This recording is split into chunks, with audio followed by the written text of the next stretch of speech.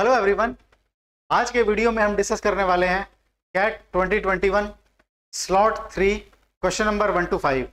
हमारा पहला क्वेश्चन है, Anil can paint a house in 12 days while Barun can paint it in 16 days. Anil, Barun and Chandu undertake to paint the house for rupees 24,000 and the three of them together complete the painting in 6 days. If Chandu is paid in proportion to the work done by him, then the amount in INR received by him is, यानी कि तीन लोग paint कर रहे हैं। ए जो है मेरे पास can do it in 12 days, B alone can do it in 16 days, and C का मुझे पता नहीं है, मुझे निकालना होगा। In total they are paid rupees 24,000 and if they work together, A, B and C, then they can complete the painting in 6 days, right? तो मैं मान लेता हूँ टोटल जितनी यूनिट मुझे पेंट करनी है वो इनका एलसीएम मान लिया फॉर नाउ, यानी कि अगर 12 डेज में ए 14 यूनिट्स पेंट करता है तो एक दिन में करेगा 4 units. Similarly B will do in 1 day 3 units, and we assume that C can do in 1 day C units. In 1 day C can do C units.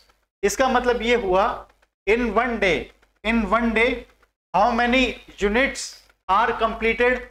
4 plus 3 plus C. 4 plus 3 plus C units are completed in 1 day. And they are working for 6 days. They are working for 6 days. These many units can be completed in a day, and they are working for 6 days, so that the total work is completed. And we have assumed the total work as 48. इसका मतलब ये हुआ 7 plus C की value आ जाएगी मेरे पास 8, C की value आ जाएगी 1। C की वैल्यू बनाने का मतलब कितना हुआ? C की वैल्यू बनाने का मतलब ये हुआ कि C can do 1 unit in a day. C can do 1 unit in a day. अब C एक दिन में 1 यूनिट करता है, B एक दिन में 3 यूनिट करता है और एक दिन में 4 यूनिट करता है। इसका मतलब A का प्रोपोर्शन कितना हुआ? A का प्रोपोर्शन हुआ 1/8 और टोटल अमाउंट कितना मिल रहा है उसको? 24,000। तीनों को टोटल अमाउंट मिल रहा है 24,000। इसका मतलब ये हुआ जो C का शेयर होगा वो होगा 3,000 रुपीज, क्योंकि जो उनको टोटल अमाउंट मिला है वो उनके वर्क डन के रेशो में ही डिस्ट्रीब्यूट होगा। So A is able to complete only 1 unit in a day out of total 8 units completed in a day. So C का प्रोपोर्शन हो जाएगा 1/8 and total amount given to them is 24,000। इसका मतलब जो सी का शेयर होगा वो रुपीज 3,000 होगा। तो इस क्वेश्चन का आंसर जो होगा वो होगा 3,000, right? Very easy question, this slot of cat. Next question.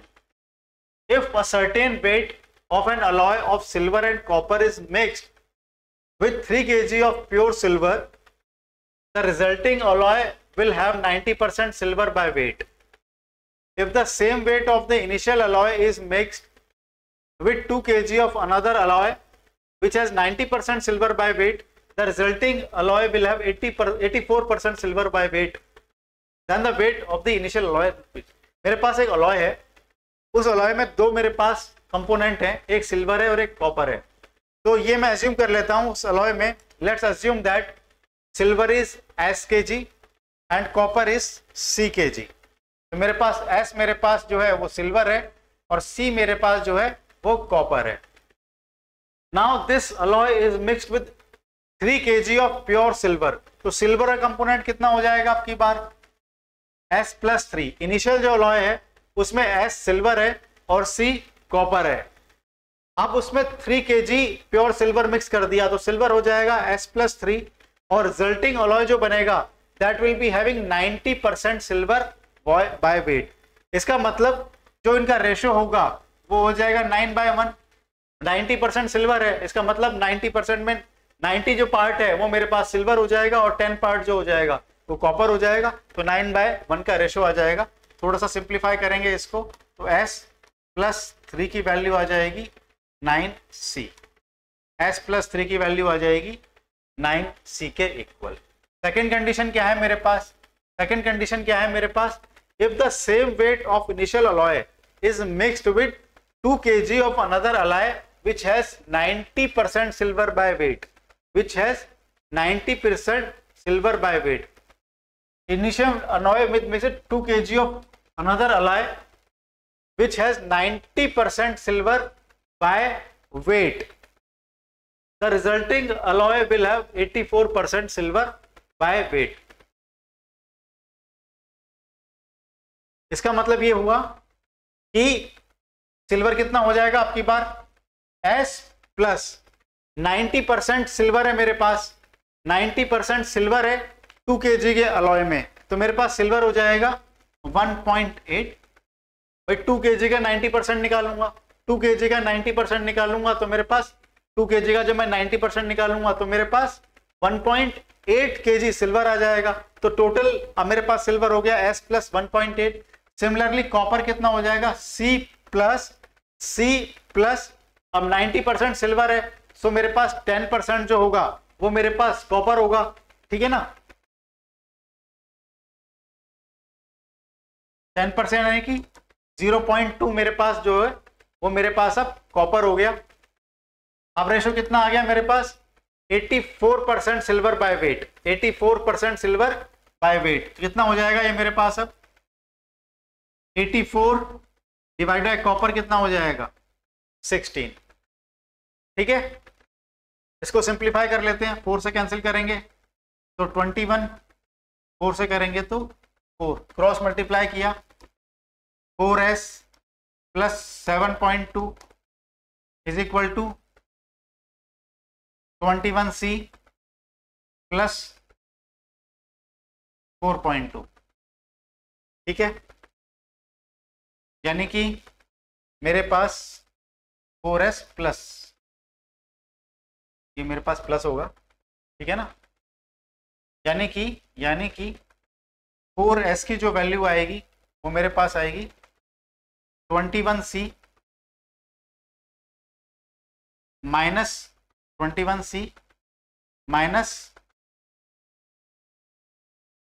या फिर इसको ऐसे कर सकते हैं 21C की वैल्यू लिख लेते हैं, 21C is equal to 4S plus 3, ठीक है ना। तो मेरे पास दो इक्वेशन आ गई C और S में, मैं C और S की वैल्यू भी निकाल सकता हूँ।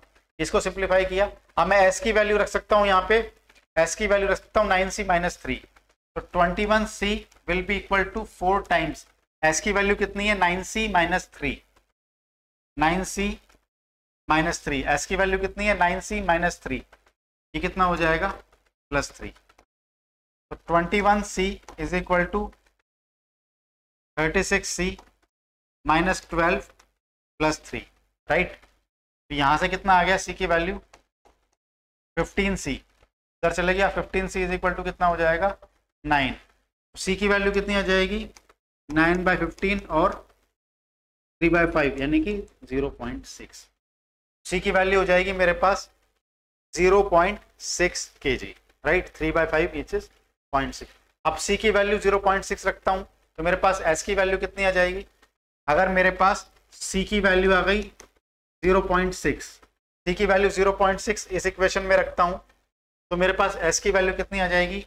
S is equal to 9 into 0.6 minus 3, 0.6 minus 3, तो 5.4 minus 3 which is equal to 2.4। तो S की वैल्यू कितनी आ गई है मेरे पास? 2.4। S की वैल्यू आ गई है मेरे पास 2.4। तो C की वैल्यू हो गई 0.6 एंड S की वैल्यू हो गई 2.4। हम उसे क्वेश्चन में क्या पूछा था? इनिशियल अलॉय का वेट कितना है। तो इनिशियल अलॉय में मेरे पास क्या था? एक मेरे पास S था और C था। तो इनिशियल अलॉय का वेट कितना होगा? S plus C। S की वैल्यू कितनी है मेरे पास? 2.4। C की वैल्यू कितनी है मेरे पास? 0.6। ये कितना हो गया? 3। तो इनिशियल अलॉय का जो वेट होगा वो होगा मेरे पास 3 kg, which is our A option, first option, which will be my correct option. Moderate level question from this lot of. A 4-digit number is formed by using only the digits 1, 2 and 3 such that both 2 and 3 appear at least once. The number of all such 4-digit numbers is. तो मेरे को 4 digit के numbers बनाने हैं such that उसमें 2 और 3 at least once आना चाहिए. 1 आए या ना आए कोई कंपलसरी नहीं है, लेकिन 2 और 3 एटलीस्ट वंस आना चाहिए. ठीक है, तो मेरे पास कौन कौन से केस बन सकते हैं. तो मैं क्या करूंगा, पहले केस देखता हूं. 2 और 3 एटलीस्ट वंस आने चाहिए, तो एक बार 2 ले लिया और एक बार 3 ले लिया. अब बचे नंबर कौन कौन से हो सकते हैं, दोनों में 1 1 आ जाए. 2 और 3 एटलीस्ट वंस आ गया, एक ये कंडीशन हो गई. 2 और 3 तो मैं फिल करूंगा ही करूंगा. एक केस ये हो सकता है कि एक 1 आए, 1 जो है वो एक बार ही आए, और एक बार है तो 2 आ जाए या मेरे पास 3 आ जाए, ये पॉसिबिलिटी है. एक केस ये हो सकता है मेरे पास कि 2 और 3 ही आए और 1 आए ही ना मेरे पास. यानी कि मान लेता हूं मैं 2 और 3 और 3 और 2. ठीक है ना, अगर यहाँ पे 2 आएगा तो यहाँ पे 3 आएगा, यहाँ पे 3 आएगा तो 2 आएगा. या फिर ऐसा केस हो सकता है मेरे पास कि 2 और 3 तो मेरे पास आ ही जाए, लेकिन या तो मेरे पास 2 2 बन जाए या मेरे पास 3 3 बन जाए, या तो 2 2 बन जाए या मेरे पास 3 और. कहने का मतलब ये है मेरे पास, और मैं आपको बता देता हूं, यानी कि 2 3 1 1 टाइप के नंबर बन सकते हैं. यानी कि 2 और 3, प्लेस अभी डिसाइड नहीं किया है, प्लेस के हिसाब से टोटल नंबर हम निकालेंगे. यानी कि एक बार 2 आ रहा है और एक बार 3 आ रहा है, एक बार 1 1 आ रहा है, एक बार 2 आ रहा है, एक बार 3 आ रहा है, एक बार 1 आ रहा है, एक बार या तो 2 आ रहा है या मेरे पास 3 आ रहा है. तो जितने नंबर इस केस के लिए आएंगे उसका मल्टीप्लाइड बाय 2 कर दूंगा मैं. जितने नंबर इस केस के लिए आएंगे उतने ही नंबर 3 के लिए आएंगे. यानी अगर 2 2 टाइम्स आ रहा है तो ऐसा भी हो सकता है 3 मेरे पास 2 टाइम्स आ जाए. ठीक है ना, तो वो नंबर भी मल्टीप्लाइड बाय 2 हो जाएगा. यहाँ पे ये वाला केस देख लिया मैंने. यहाँ पे देखा मैंने कि 2 3 2 3, यानी 2 भी 2 टाइम्स आए और 3 भी 2 टाइम्स आए. इसमें तो खाली अरेंजमेंट लगेगा, उसके अलावा और कोई केस नहीं बन सकता है. एक केस ये देखा 2 और 3 तो आएगा ही आएगा. अब बाकी दो प्लेस पे या तो 2 आ जाए दोनों पे, या दोनों पे 3 आ जाए मेरे पास. तो जितने भी नंबर 2 से बनेंगे उतने ही मल्टीप्लाइड बाय 2 कर दूंगा, तो मेरे पास 3 से बन जाएंगे. राइट, तो मान लेता हूं मैं 2 2 आ रहा है, तो जो भी नंबर आएगा मेरे पास उसको 2 से मल्टीप्लाई कर दूंगा. यहाँ पे मेरे पास जो भी नंबर आएगा ये 2 भरने के बाद, क्योंकि 2 से जितने बनेंगे उतने 3 से भी बनेंगे मेरे पास.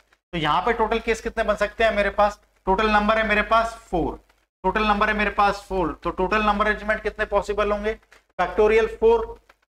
अब यहाँ पे 1 2 बार रिपीट है तो डिवाइडेड बाय फैक्टोरियल 2. कितना हो गया मेरे पास, ये 24 डिवाइडेड बाय 2, 12 आंसर होगा यहाँ पे. यानी इस तरह के टोटल नंबर जो बन सकते हैं वो 12 बन सकते हैं, आई 2 3 और 1 की पोजीशन चेंज कर करके. सेकंड, यहाँ पे ये वाला केस आ गया मेरे पास. यहाँ पे भी मेरे पास फैक्टोरियल 4, अब 2 बार रिपीट हो रहा है तो फैक्टोरियल 2. मल्टीप्लाइड बाय 2 की किया है मैंने, मल्टीप्लाइड बाय 2 इसलिए होगा कि या तो 2 यहाँ पे आएगा या फिर 3 आएगा. ठीक है ना, तो जितने भी केस बनेंगे 2 के लिए उतने ही 3 के लिए भी बनेंगे. ये factorial 4 divide by factorial 2 is 12 into 2, 24 cases इसके बनेंगे. ठीक है ना, ये वाले केस कितने बनेंगे, factorial 4 divided by factorial 2 divided by factorial 2. 3 भी 2 बार आ रहा है और 2 भी 2 बार आ रहा है, तो 24 divided by 4 which is equal to 6. ये वाला केस देखते हैं. अब जो भी आएगा मल्टीप्लाइड बाय 2 होगा, तो factorial 4 divided by factorial 3 into 2. 2 से क्यों मल्टीप्लाई किया है, यहाँ पे 2 और 2 आ रहा है, ये 3 और 3 भी आ सकता था. तो जितने इसके नंबर बनेंगे मल्टीप्लाइड बाय 2 करूंगा तो 3 करने से बनेंगे. ये कितना होता है 4 इंटू, ये 4 हो गया, factorial 4 divide by factorial 3 is 4, 4 into 2 8. तो टोटल कितने हो गए मेरे पास, this plus this plus this. Add करते हैं इनको, 12 प्लस 24 36, 36 और 6 42, 42 और 8 50. तो मेरे पास ये 4 केसेस बनेंगे. इन 4 केसेस के बेसिस पे मैंने देखा कि टोटल इस केस के नंबर आएंगे वो 12 आएंगे. इस केस का मतलब हुआ जब बाकी दो प्लेस पे 1 और 1 भरा जाएगा, सो टोटल अरेंजमेंट कितने बनेंगे, फैक्टोरियल 4 डिवाइड बाय फैक्टोरियल 2. इस केस में मैंने देखा कि 1 को हम एक प्लेस पे ही लेंगे और 2 को एक प्लेस पे ले लेंगे. सो 2 से जितने नंबर बनेंगे factorial 4 divide by factorial 2. Similarly 3 भी रिपीट हो सकता है तो इंटू 2 हो जाएगा मेरे पास. यहाँ पे 2 बार 2 और 2 बार 3 को लिया गया है तो factorial 4 divide by factorial 2 into factorial 2 हो जाएगा, तो 6 केस बनेंगे। और यहाँ पे 2 को 3 बार लिया गया है, जितने नंबर बनेंगे वो 3 को भी 3 बार लेने में बन सकते हैं, तो इससे आंसर 8 आ रहा है। ऐड कर दिया, आंसर आ गया 50। क्वेश्चन वैसे तो इजी था, बट द पॉइंट इज ये टीडा टाइप क्वेश्चन है, तो आप रैंडम गेस नहीं कर सकते और एक भी केस जो है वो एग्जाम टाइम के प्रेशर में मिस कर सकते हो। तो I consider it as moderate to difficult level question. The correct answer for this question is 50। चलिए नेक्स्ट क्वेश्चन देखिए। In a triangle ABC, angle BCA is equal to 50 degree. D and E are points on AB and AC respectively such that AD is equal to DE. If F is a point on BC such that BD is equal to DF, then angle FDE in degrees is equal to। ठीक है, पहले triangle draw कर लेते हैं। Triangle है मेरे पास BCA, triangle है मेरे पास BCA।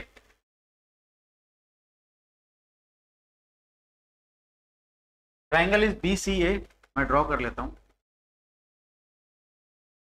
Let's say normal triangle है ये BCA। अच्छा, हम तो ट्राइंगल ABC मानते हैं ना, नॉर्मल ट्राइंगल लिखते हैं ABC। एंगल की बात होगी तो एंगल देख लेंगे। ट्राइंगल ABC, ट्राइंगल तो ABC है, BCA की वैल्यू 50 डिग्री है, BCA की वैल्यू 50 डिग्री है, तो ये एंगल मेरे पास यहाँ पे 50 डिग्री गिवन है। Okay, D and E are points on AB and AC respectively such that AD is equal to DE।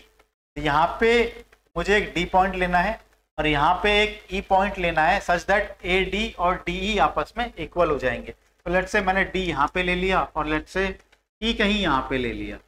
ठीक है, तो मुझसे कहा गया है AD is equal to DE, AD और DE आपस में इक्वल है, AD is equal to DE, ये कंडीशन है।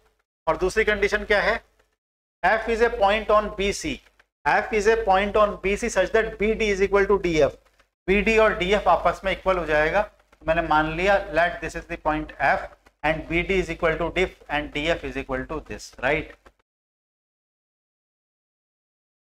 Then angle FDE in degrees is equal to FDE in degrees। तो मुझे ये वाला एंगल निकालना है, मैं मान लेता हूं ये एंगल मेरे पास थीटा है, ये एंगल मेरे पास थीटा है, राइट? अब देखो यहाँ पे ये एंगल 50 डिग्री है, इन दोनों एंगल का सम जो होगा मेरे पास, वो सम मेरे पास 130 डिग्री होगा। ठीक है, अब देखो ये वाला एंगल, ये वाली लाइन के सामने वाला एंगल और इसके सामने वाला एंगल इक्वल होगा, तो मान लेता हूं ये एंगल अल्फा है, तो ये वाला एंगल भी मेरे पास अल्फा ही होगा, राइट? सिमिलरली ये वाला एंगल अगर मैं बीटा मान लेता हूं तो ये वाला एंगल भी जो है वो मेरे पास बीटा हो जाएगा, राइट? ठीक है, ओके। अब यहाँ पे एक कंडीशन तो मैं कह सकता हूं कि अल्फा, यहाँ पे लिखता हूं मैं कि अल्फा प्लस बीटा यानी कि this angle plus this angle plus this angle, alpha plus beta plus 50 degree, ये वैल्यू जो होगी मेरे पास 180 डिग्री के इक्वल होगी। इसका मतलब अल्फा प्लस बीटा की जो वैल्यू होगी वो मेरे पास 130 डिग्री के इक्वल हो। एकदम बेसिक, मैं आपको बेसिक कॉन्सेप्ट से बता रहा हूँ। बहुत सारे केस में आप देखोगे ये एक्सटर्नल एंगल, दो इंटीरियर एंगल का सम भी होता है, ये भी होता है। मैं ये केस मान के चल रहा हूँ कि अगर आप बिल्कुल ही बेसिक लेवल स्टूडेंट हैं फिर भी आप कैट में अच्छा स्कोर कर सकते हैं। The only thing you have to learn is shortlisting easy questions. अब यहाँ पे आपको बहुत एक्स्ट्राऑर्डिनरी कॉन्सेप्ट मैं नहीं लगाऊंगा, मैं सिर्फ आपको बेसिक कॉन्सेप्ट ये लगाऊंगा कि कोई भी दो साइड के जो अपोजिट एंगल्स होते हैं वो इक्वल होते हैं। दूसरा, किसी भी ट्राइंगल के जो तीनों एंगल्स होते हैं उनका सम 180 डिग्रीज होता है। बस ये दो कॉन्सेप्ट पे हमें क्वेश्चन सॉल्व कर रहे हैं। तो यहाँ पे हमने देखा कि alpha plus beta plus 50 degree, इनका सम मेरे पास 180 डिग्री आ गया, तो अल्फा और बीटा का जो सम होगा मेरे पास वो 130 डिग्री होगा। ठीक है, अब यहाँ पे इस एंगल की मैं बात करूं, अगर मैं इस वाले एंगल की बात करता हूं तो I can say that this angle will be equal to 180 minus 2 alpha, this angle will be equal to 180 minus 2 alpha, and this angle will be equal to 180 minus 2 beta. This will be 180 minus 2 beta. This will be equal to 180 minus 2 alpha. Now ये तीनों angle एक ही line पे लाई कर रहे हैं. So this angle plus this angle plus this angle will be equal to 180 degree. Apply करते हैं इसको. क्या कहा मैंने कि this angle is 180 माइनस, या फिर यहां शुरू करते हैं 180 माइनस 2 अल्फा प्लस थीटा जो मुझे निकालना है plus 180 minus 2 beta. 180 minus 2 alpha plus theta plus 180 minus 2 beta, इनका जो सम होता है मेरे पास वो 180 डिग्री होगा. ये तो मुझे पता ही है. इस 180 डिग्री से मैं इस 180 डिग्री को कैंसिल कर देता हूँ, तो मेरे पास जो थीटा की वैल्यू आएगी, theta will be equal to 2 alpha और 2 बीटा उधर चले जाएंगे, 2 कॉमन आ जाएगा, alpha plus beta minus 180 degree आ जाएगा. तो 2 टाइम्स अल्फा प्लस बीटा की वैल्यू कितनी है मेरे पास 130 डिग्रीज माइनस 180 डिग्रीज. ये कितना हो गया 260 डिग्रीज माइनस 180 डिग्री. तो सिमिलरली थीटा का जो फाइनल आंसर आ जाएगा मेरे पास वो मेरे पास 80 डिग्री. ठीक है ना. तो बी ऑप्शन जो होगा मेरे पास वो correct option. Now you can see we did not apply any advance concepts. Opposite angle का सम, मतलब दो साइड अगर इक्वल हैं तो उनके अपोजिट एंगल भी इक्वल होते हैं, और किसी भी ट्राइंगल में 3 एंगल का जो सम होता है वो 180 डिग्री होता है. इसके अलावा हमने और कोई कॉन्सेप्ट अप्लाई ही नहीं किया है. मैं दोबारा बताता हूँ, this angle alpha, this angle beta and this 50 degree. ये हमने अज्यूम कर लिया. ये अल्फा होगा तो ये भी अल्फा होगा, अपोजिट साइड के अपोजिट एंगल. ये बीटा होगा तो ये भी बीटा होगा. ठीक है ना. तो जिस angle will be 180 minus 2 alpha, क्योंकि तीनों एंगल का सम 180 है. ये एंगल होगा 180 माइनस 2 बीटा होगा. ये तीनों एक ही लाइन पे हैं तो तीनों का सम 180 डिग्री होगा. यही कॉन्सेप्ट हमने अप्लाई किया है, और यहाँ पे इसके अलावा कुछ अप्लाई नहीं किया, और हमने देखा क्वेश्चन हमने इजीली सॉल्व कर लिया है. तो यहाँ पे करेक्ट ऑप्शन होगा B 80 degree. Very very easy question, this lot of that. Last question for today, question number 5. Meera and Amal walk along a circular track starting from the same point at the same time. 2 लोग हैं मेरे पास, एक A M है और एक ए है. They walk along a circular track. कोई circular track है मेरे पास. ठीक है. मैं मान लेता हूँ जो सर्कुलर ट्रैक है उसकी जो सरकमफेरेंस है वो मेरे पास डी है. सरकमफेरेंस डी है. Meera and Amal walk along a circular track starting from the same point. Starting from the same point, दोनों सेम पॉइंट से स्टार्ट करते हैं. कौन कौन? M and A both at the same time. If they walk in the same direction then in 45 minutes A completes exactly 3 more rounds than Meera. ठीक है ना. मैं मान लेता हूं जब ये दोनों इस डायरेक्शन में मूव करते हैं. ठीक है ना. आप एक चीज ऑब्जर्व करो कि 45 मिनट्स में जो M है A completes exactly 3 more rounds. तो A ने M से 3 राउंड ज्यादा ट्रैवल किया है. इसका मतलब दोनों के डिस्टेंस ट्रैवल का डिफरेंस जो होगा वो 3D होगा. एक चक्कर का डिफरेंस है वो डी के इक्वल होता है, तो 3 राउंड का जो डिफरेंस आएगा वो मेरे पास 3D के इक्वल होगा. अब डिस्टेंस कितने ट्रैवल कर लेंगे मान लेता हूँ. मैं मान लेता हूँ कि जो अमल है और मेरे पास मीरा है, इनकी जो स्पीड है वो स्पीड ऑफ अमल मान लिया मैंने, ये स्पीड ऑफ मीरा मान लिया मैंने. स्पीड ऑफ अमल हो गया और ये स्पीड ऑफ मीरा हो गया. अब मेरे पास अमल कितने डिस्टेंस ट्रैवल कर लेगा 45 मिनट्स में? अमल कितने डिस्टेंस ट्रैवल कर लेगा? Speed of Amal into time which is 45 minutes, hours में कन्वर्ट किया तो 60. भाई this is the distance travelled by Amal. अगर इसकी स्पीड ऐसे मान ली है तो 45 मिनट्स में अमल विल ट्रैवल ऐसे इनटू 45 बाय 60, और the distance travelled by Meera will be equal to S B into 45 by 60. This is the distance travelled by Meera. ठीक है ना. इन दोनों का जो डिफरेंस होगा, इन दोनों का जो डिफरेंस होगा मेरे पास, इन दोनों का डिफरेंस जो होगा, distance travelled by Amal, distance travelled by Meera, distance travelled by Meera, इन दोनों का जो डिफरेंस होगा वो डिफरेंस 3 राउंड के बराबर होगा. मैंने 1 राउंड की डिस्टेंस डी मान ली है, सो 3 राउंड की जो डिस्टेंस आएगी वो मेरे पास 3D के इक्वल आएगी. सिंप्लीफाई कर लेते हैं इसको. 3, 4, 3 से कैंसिल, 15 से कैंसिल किया तो 4, 3, 3, ये वाला कैंसिल भी हो जाएगा मेरे पास, 4 उधर चल जाएगा, तो मेरे पास S A minus S M will be equal to 4। S A minus S M की जो वैल्यू आएगी वो 4d के इक्वल आएगी। ठीक है, सेकेंड कंडीशन क्या कहता है मुझसे, if they walk in opposite directions, if they walk in the opposite directions, then they meet for the first time exactly after 3 minutes, exactly after 3 minutes। इसका मतलब दोनों की जो डिस्टेंस ट्रैवल होगी, they are moving in opposite directions, so the distance traveled between them will be addition of their speeds into time। ठीक है ना, या फिर आप बेसिक से कर लो कि जब दोनों अपोजिट डायरेक्शन में मूव कर रहे हैं, सो दोनों मिलके कितने डिस्टेंस ट्रैवल करेंगे, D. Suppose M move is in this direction and A move in this direction. If they are moving in opposite directions, then when they meet, the total distance traveled by them will be equal to D. So the distance traveled by Amal will be equal to speed of Amal into 3 divided by 60, right? And the distance traveled by M will be equal to SM into 3 by 60. This is the total distance traveled by them in 3 minutes।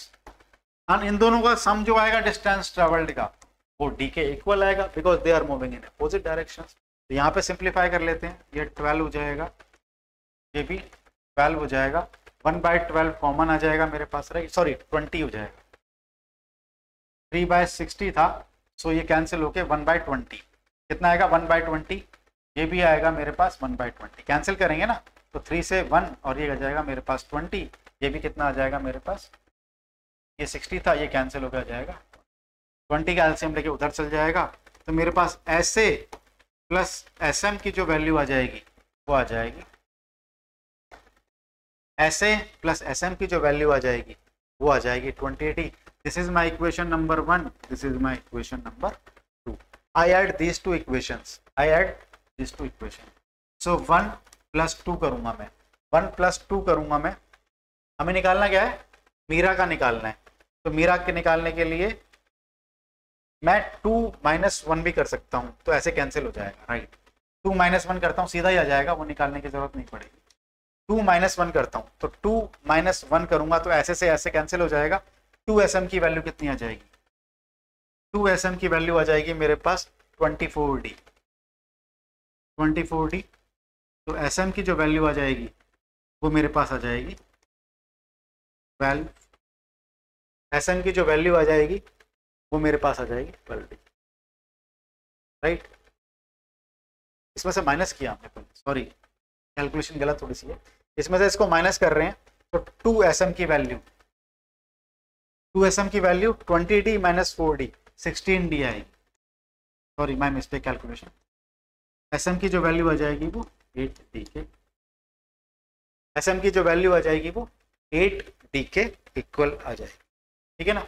इसका मतलब speed जो है उसकी वो 8d के equal है। Now question में क्या पूछा है, the number of rounds Meera walks in 1 hour, 1 घंटे में कितने डिस्टेंस ट्रैवल कर लेगी या कितने राउंड कैलकुलेट कर लेगी, round Meera walks in 1 hour, number of rounds. अब देखो एसएम की वैल्यू 8d आई है, सो डिस्टेंस कितनी आ जाएगी, SM into 1, speed into time will be given, will give me as distance, तो स्पीड एसएम है, टाइम अगर 1 आवर है तो एसएम इंटू 1 वो मेरे पास 8d के बराबर ही होगा, राइट। अब एक सर्किल जो है वो d डिस्टेंस का है मेरे पास, और टोटल डिस्टेंस ट्रैवल कितनी हो रही है मेरे पास 8d इन 1 आवर। भाई अगर मैं इसको मल्टीप्लाई करूंगा तो टोटल डिस्टेंस आएगा 1 से, राइट, 1 से मल्टीप्लाई करूंगा तो टोटल डिस्टेंस आ जाएगा मेरे पास। नाउ 8d मेरे पास टोटल डिस्टेंस है ट्रैवल्ड, और d जो है एक सर्किल जो है वो कंप्लीट कर लेता है तो उसके डिस्टेंस है। सो 8d का मतलब कितना हो गया, 8 सर्कल्स, 8d का मतलब कितना हो गया, 8 सर्कल। तो आंसर क्या हो जाएगा इसका, सो 1 घंटे में the number of rounds Meera walks is 8, ठीक है ना, तो 8 इसका आंसर आ जाएगा। I will say moderate level question this lot of 5th question was last question for today's slot, and we tried to solve question in such a basic way that even a person who feels that the person is not strong in quantitative aptitude, even though if you shortlist good questions, you are able to eliminate moderate level of difficult question, you can easily score above 90%. The point is we are trying to calculate or trying to find the answer in a very simple way and with basic concept. You can solve this question with advanced concept as well. I know even we can do that. The point here is everyone here will not be able to solve these questions in an advanced way. Everyone is not good in quantitative aptitude. Okay, so I believe that everyone is able to understand all the questions which we have solved in a very basic way, very conceptual way. If even you have any doubt, you can ask in the comment section.